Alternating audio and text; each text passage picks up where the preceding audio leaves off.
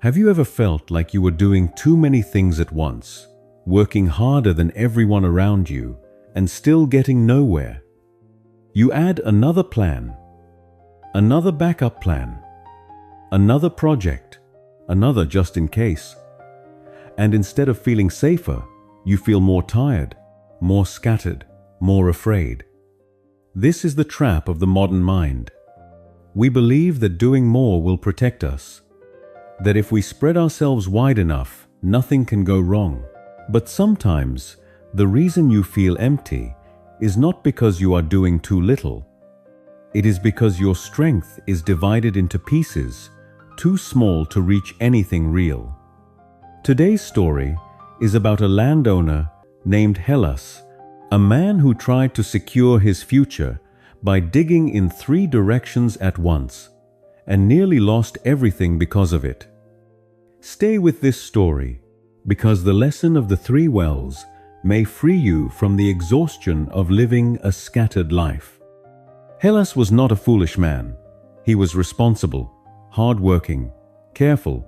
He had fields to protect, workers to pay, animals to feed, and one fear that quietly ruled him, the fear of not having enough.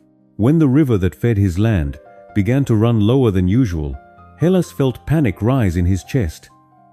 He imagined dry crops, empty storage rooms, a future collapsing because he had not prepared enough. So he made a decision that sounded wise. He would dig not 1 well, but 3. If one fails, he told himself, the others will save me. It sounded practical, it sounded smart, it sounded safe.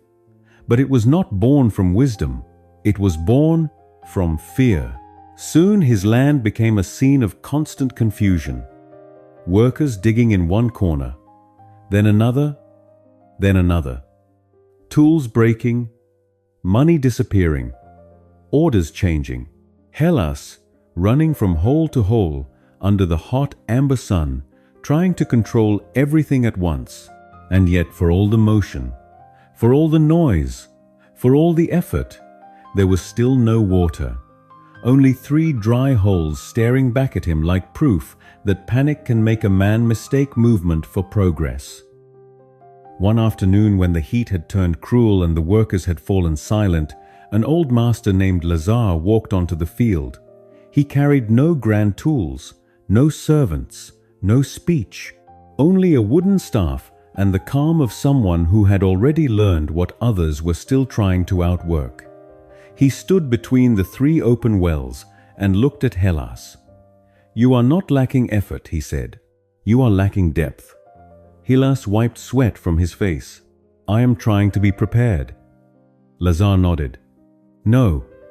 You are trying to protect yourself from uncertainty by multiplying directions." Then he pointed to the 3 wells. "These are not safeguards. These are fragments of your attention." Hellas frowned. "Then tell me, which one should I fix?" Lazar did not answer. He simply chose one, well climbed down into it, and began to dig. 1 strike, then another, steady, unhurried, unbroken. Hellas stood above, confused. "Why only 1?" he asked. Lazar kept digging. "Because water does not reward restlessness, it rewards depth." The workers gathered. No one spoke. The sound of metal meeting earth echoed through the field with a rhythm that felt almost holy. Lazar did not rush. He did not glance toward the other wells. He did not ask for new strategies. He gave himself entirely to one place.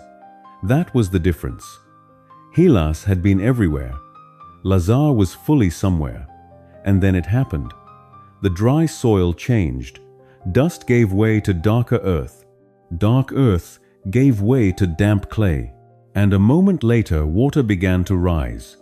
At first only a shimmer, then a glisten, then a clear, cold pool at the bottom of the well.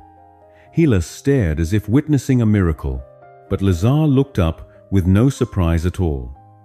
"This is what you forgot," he said. "You dug 3 wide holes, but none of them reached the depth where life lives. You thought safety meant spreading out, But real security comes from going deep enough to reach what is true. Then he placed a hand on the wall of the well and spoke the line Hellas would never forget. Power is not in scattered hands. Power is in convergence. Hellas felt those words land inside him like judgment and mercy at the same time, because he knew they spoke not only of wells, but of his whole life. Too many plans, too many fears, too many directions, not enough depth in any of them. The next morning, Hellas did something no one expected. He ordered stones to be carried to the other two wells. His workers looked at him in disbelief. He was closing them, filling them in, burying the time, money, and pride he had already spent there. It felt painful, almost shameful. But Hellas had begun to understand something most people never do. The hardest part is not always starting. Sometimes, the hardest part is letting go of what is unfinished so your strength can return to what matters. He no longer ran from corner to corner. He no longer woke with 10 worries pulling him in 10 directions. He placed his full attention on one well, one system, one priority, one deep source. And as the well grew richer, something inside him grew quieter. His mornings were no longer frantic. His evenings were no longer poisoned by unfinished thoughts. The land became simpler, then stronger, then fertile again. Not because he finally did more, but because he stopped dividing his life among things that could never truly feed him. Seasons passed, water flowed, the fields turned green again. Workers moved with confidence instead of confusion. The animals drank, the crops rose, and Hellas changed with the land. He began eating without rushing, sleeping without planning 3 disasters ahead, listening fully when others spoke, working with intention instead of panic. He discovered that peace does not come from controlling every possibility. Peace comes when you stop bleeding your energy into 100 shallow attempts. For the first time in years, Hellas felt safe, not because he had built 3 weak protections, but because he had found one true source. And that is when he finally understood. What had exhausted him was not hard work. It was divided work. What had emptied him was not responsibility. It was the fear that made him chase everything instead of serving what mattered most. This is the lesson of the 3 wells. Many people live exactly like Hellas. They start 5 projects, hold 10 goals, open 20 tabs inside the mind. They call it ambition. They call it preparedness.